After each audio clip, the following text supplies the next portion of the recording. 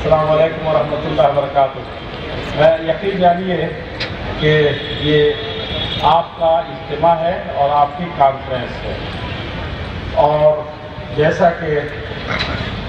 اللہ تعالیٰ کی سنت بھی ہے اور ہم سب بھی اسی کو اپنائے ہوئے ہیں، خاص طور پر ایسے ملکوں میں جہاں منظم طور پر معاملات مسلمانوں کے ہاتھ میں نہیں ہوتے، وہاں مختلف تنظیمیں مختلف میدانوں میں مختلف خلا کو پر کرتی ہیں،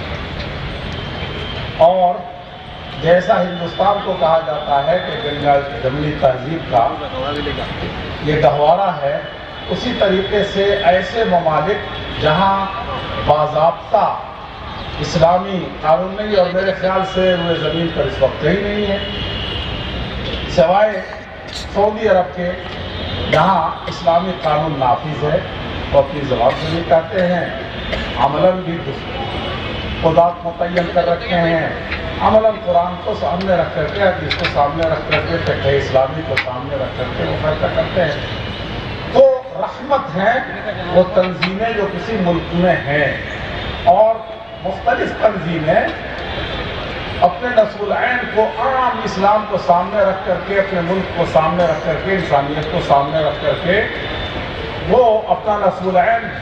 جامع اور مانع بناتی ہیں۔ یہ ان کا فرض بھی ہوتا ہے، اس میں کوئی اعتراض نہیں ہونا چاہیے، لیکن آپ دیکھیں گے کہ ہر پھول کا ایک الگ رنگ ہے اور اس کا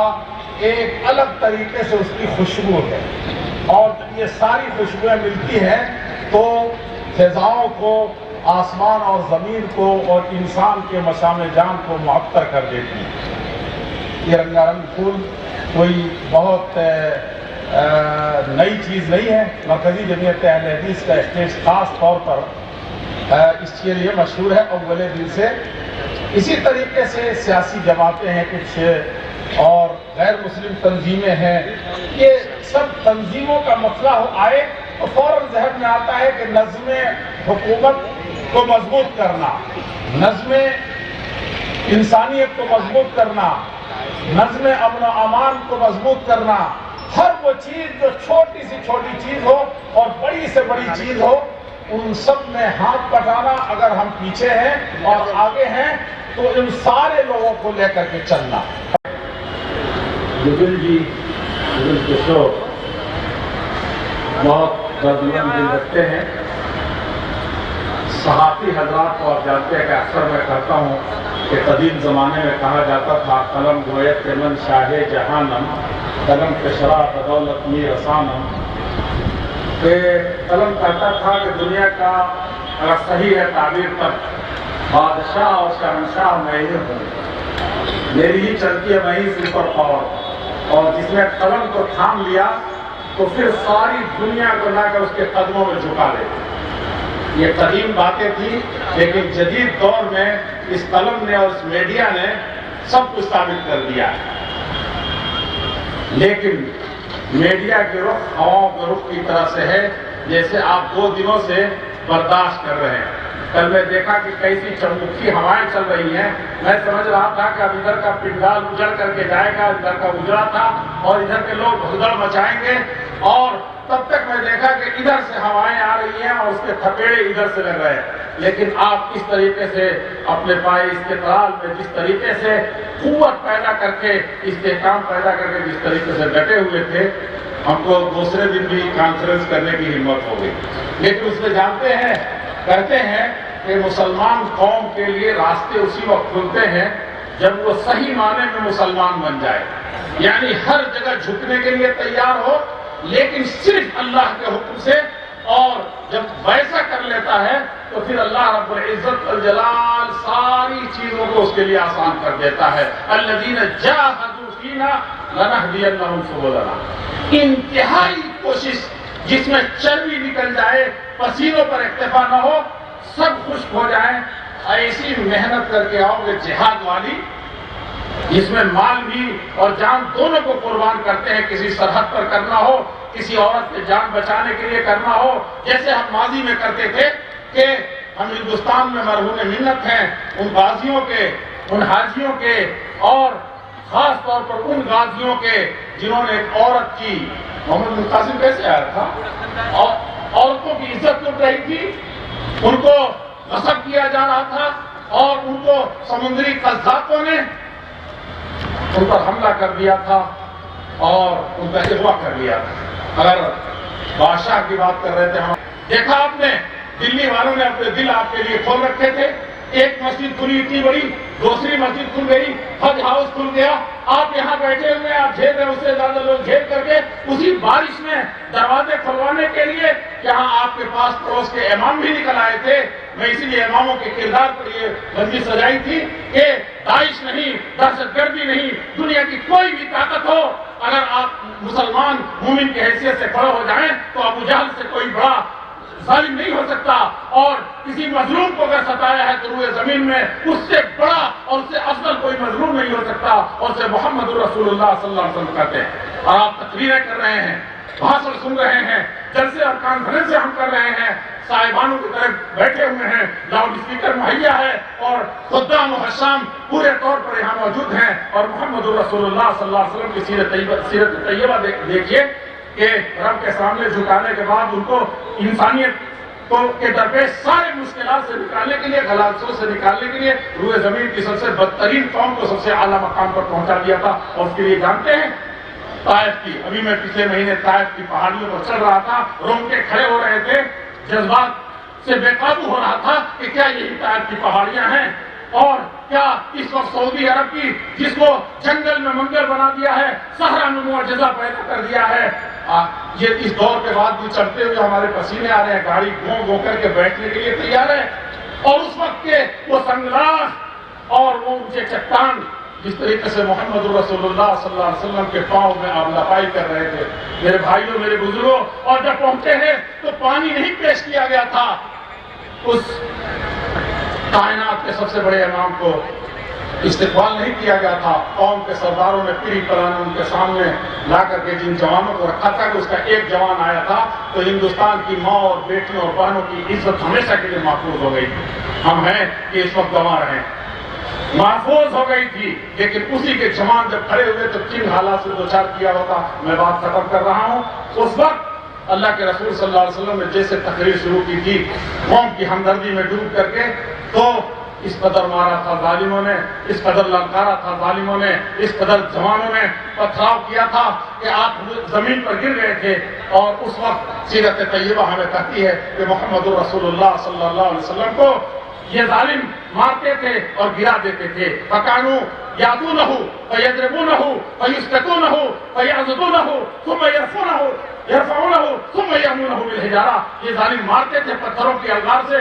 روئے زمین کے سب سے بڑی قوت کو زمین پر گرا دیتے تھے، جب آپ گر جاتے تھے پھر لپک کر کے دونوں باہوں میں ہاتھ لگاتے تھے اور اٹھا دیتے تھے تاکہ نشانہ صحیح طریقے سے لگے، پھر پتھروں کی یورش شروع کرتے تھے،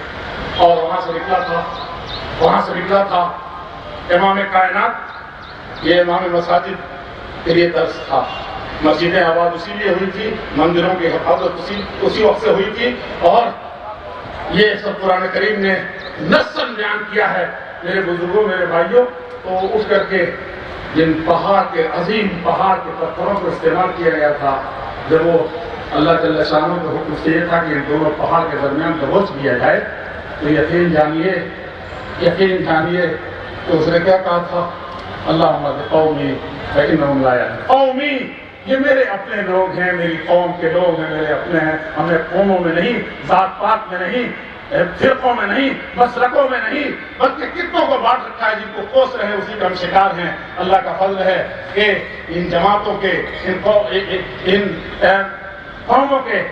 یہ سارے لوگ شیر و شکر ہو کر کے اس وقت بیٹھنے کے لیے تیار ہیں اور بیٹھے ہوئے ہیں، اور مرکزی جمعیت اہل حدیث ہند کے اسٹیجوں کی یہی سب سے بڑی کامیابی ہوتی ہے کہ اس کا جو سب سے کریم ہوتا ہے، یعنی جمعہ کو بھی کیا، سنیچر کو بھی کیا، اتوار کو بھی کرتے رہے ہیں، ایسا اکثر ہوا اس وقت 2 دن تھا، تو اس میں کا کریم دن جو اتوار والا دن تھا جس میں سب فارغ ہو کر کے موجود ہوتے، سننے کے لیے بھی سنانے کے لیے بھی، وہاں ہم ملک کے سارے کریم کو بلا تفریق مذہب اور بلا تفریق ملت، بلا تفریق سیاستوں، کہیے کہ چال بازی، سب کو اکٹھا کر لیا جاتا۔ آج یہ اکٹھا ہو گئے، کوئی قوم نہیں، قوم وہ ہے جو حق کا ساتھ دے، جو انسانیت کا ساتھ دے، جو ملک و ملت کو تعمیر سے دوچار کرے، یہی سب کچھ ہے۔ اور آج کے اماموں کا کردار بتانے آئے تو ایک چیز اور دو لفظ کہہ کر کے ختم کرتے ہیں۔ میں دیکھ رہا ہوں کہ بڑی بڑی ہستیاں یہاں آتی چلی جا رہی ہیں اور میں اپنے میں چلا جا رہا ہوں، یہ کچھ مجبوریاں ہیں جس کی وجہ سے، لیکن ہمارے کیسی تیاگی جی جو ایک جانی پہچانی شخصیت ہے، بلکہ پارلیمنٹ کی دنیا میں جو انسانیت کی اور اس ملک کے لیے جو کچھ ہو سکتا ہے وہ اپنے تمام تجربات کی روشنی میں بلا لاگ کا پیٹ دودھ کا دودھ اور پانی کا پانی کر کے رکھ دیتے ہیں، یہ بھی آئے ہیں۔ میں ان کا بہت زیادہ سواگت کرتا ہوں اور آپ کو بہت بہت، آپ ممبر پارلیمنٹ ہیں اور جنرل سیکریٹری ہیں اور بہت کچھ آپ جانتے ہیں، بلکہ سب سے زیادہ تو میں متاثر آپ سے اس لیے بھی ہوں کہ ایک اچھے اسکالر ہیں اور اتنی گہری نظر ہے ہندوستان کی ساری ریتھیوں اور اس کے روایات پر اور موجودہ دور کے سارے مسائل جو اونچ نیچ ہے اور علمی بنیادوں پر ہیں۔ اتنا کوئی آدمی خال خال ملتا ہے، ابوالکلام وغیرہ تھے اور بعد میں بھارت تو کبھی بھی باز نہیں رہا ہے، لیکن ان میں سے بھی جن کی طرف اشارے کیے جاتے ہیں ویسے ہیں۔ میں اسی کے ساتھ اس پیغام کے ساتھ کہ امام الکائنات نے کہا تھا، قومی اے اللہ یہ میری قوم کے لوگ ہیں جنہوں نے مارا تھا، گرایا تھا، ستایا تھا، اور سب سے بدترین دن جو ہو سکتا تھا کسی انسان کی زندگی میں مظلومیت کی حیثیت سے اس سے کیا تھا۔ ان کو صحیح راستہ، جو اصلی راستہ ہے، اپنی بیٹیوں کو دفن کرتے ہیں، اپنوں ہی کو مارتے ہیں، اپنے ہی کو گراتے ہیں، انہی کو بچانے کے لیے آیا ہوں کو یہ کر دیا، اور اس کے بعد روک دیا پہاڑوں کو۔ ان عرضنا الامانۃ علی السماوات والارض والجبال، کہا کہ اس کی حقیقی تفسیر یہی آ کر کے سمجھ میں آئی کہ پہاڑ جس امانت کو نہیں اٹھا سکا یہ امام لوگ اٹھائے ہوئے ہیں۔ امام کائنات کو اٹھایا تھا، ثابت کر دیا تھا کہ پہاڑ کو جلال آ جائے گا کہ جس کے ٹکڑوں کو لے کے مارا گیا ہے وہ پورا پہاڑ آ کر کے دبوچ دے، لیکن جس نے اس امانت کو لیا تھا کہ اس امانت کو انسان کو پہنچائیں گے، دبوچ دیں گے، سب کو مار دیں گے، پھر کلمہ کس کو پڑھائیں گے، اخلاق کس کو سکھائیں گے، آتنکواد کیسے ختم کریں گے، مارنے کے لیے کہا کہ نہیں یہ زندہ رہیں گے، یہ نہیں زندہ رہیں گے تو ان کی آنے والی نسلیں سدھر جائیں گی، آتنکواد سے باز آ جائیں گی، اور میرے جیسے امن پسند انسان کو رحمت للعالمین کو سب کے لیے رحمت کے ساتھ جب آتنکوادی ہو رہی ہے تو پھر کیا نہیں ہوگا۔ لیکن ان سے نا امیدی بھی نہیں ہے، لیکن ان کے نسل آتے آتے تو ضرور ہوگی، کہیں تو آئے گا، اگر یہ درخت قائم ہے تو کبھی تو پھل دے گا۔ ایسے تھے، ایسے امام ہوا کرتے تھے، امام ہمارے یہی کچھ کرتے ہیں، مجھے یقین ہے، لیکن ان کو اور ولولہ دلانے کے لیے یہی کام، ایک بات اکثر کہتا ہوں، بھائیوں کے حوالے سے بات کہی جاتی ہے، میں خاص طور پر کہتا ہوں کہ ایک تھا کہ جوتے ادھر سے آتے رہے، جوتے برستے رہے، اور اس نے مسلم یونیورسٹی علی گڑھ قائم کر دی۔ وہاں بھی کہتا تھا یہی دلی میں یہی چند قدم چل کر کے جائیں گے تو یہی اس کا گھر ہے پٹودی ہاؤس میں، اس کو سر سید احمد خان کہا کرتے تھے۔ وہ کہتے تھے کہ ہندوستان میں اگر کوئی وہابی ہے تو صرف 1.5 وہابی ہیں، ایک میں ہوں اور ایک سارے ہندوستان کے سارے وہابیوں کا جو امام سید نذیر حسین محدث دہلوی ہے، جس نے جان پر کھیل کے انگریز کی عورت کی جان بچائی تھی، وہ ہے۔ میرے بزرگوں، میرے بھائیوں، دوسرا وہ کلام آزاد جس کو قاسمی صاحب بیان فرما رہے تھے کہ ان کے ساتھی ہی خود ہتھیار ڈال چکے تھے اور وائسرائے کے سامنے اور ان فرقہ پرستوں کے سامنے جو انسانیت کا بٹوارا کرنا چاہتے تھے ملک کے بٹوارے کے نام پر، ایک ابوالکلام آزاد تھا جس کو ابھی میری گاڑی میں کتاب ہوگی، مولانا نے اگر پریشان نہیں کیا ہوتا اور اس کتاب کی حفاظت میرے ذمہ نہیں ہوتی پٹنہ اور انکیل لائبریری کی، تو میں آپ کو یہاں ہاتھ میں بھی لے کر کے آتا۔ ہندوستان میں ابن تیمیہ وہ کون ہے؟ ابوالکلام آزاد ہے، اتنا بڑا وہابی کون تھا آپ تصور نہیں کر سکتے۔ میں آپ سے بات ادھر ادھر نہیں لے جانا چاہتا، لیکن میں یہی کہتا ہوں کہ بہت سارے لوگ کہتے ہیں کہ فروغ انسانیت، انسان کو کیسے فروغ اور ترقی حاصل ہو، فروغ انسانیت اور پرامن معاشرہ، شانتی پورن معاشرہ کیسے تشکیل پائے گا، اور اس میں اماموں کا کیا کردار ہوگا۔ لیکن خود یہ اماموں کے کیا حقوق ہے، یہ 2 رکعت کے صرف امام ہیں یا کوئی اور چیز ہے، اس کو بتانے کے لیے امام کائنات سے جوڑ کر کے رب کائنات جوڑنے کا معاملہ یہ اس کانفرنس میں اسی لیے شروع کیا گیا ہے۔ انشاءاللہ وہ باتیں بہاری آئے گی، اور یقیناً جیسا کہ قاسمی صاحب نے فرمایا، میں بتا دوں، آپ کہا کرتے ہیں لیکن امام ابن قیم، امام ابن تیمیہ جس کو بدنام کیا جا رہا ہے، امام ابن قیم نے یہ بات بہت پہلے کہی تھی کہ اللہ جل شانہ کسی کافر کی، کسی مشرک کی، کسی بہت بڑے اللہ کے نام لینے شریک کرنے والے کی حکومت کو قائم رکھتا ہے جب وہ انصاف پسند ہوتا ہے۔ اور امام ابن قیم، امام اہل سنت والجماعت نے کہا تھا کہ کوئی اسلام کا 1000 دعویٰ کر لے جائے لیکن ظالم ہے تو اس کی حکومت قائم نہیں رہتی،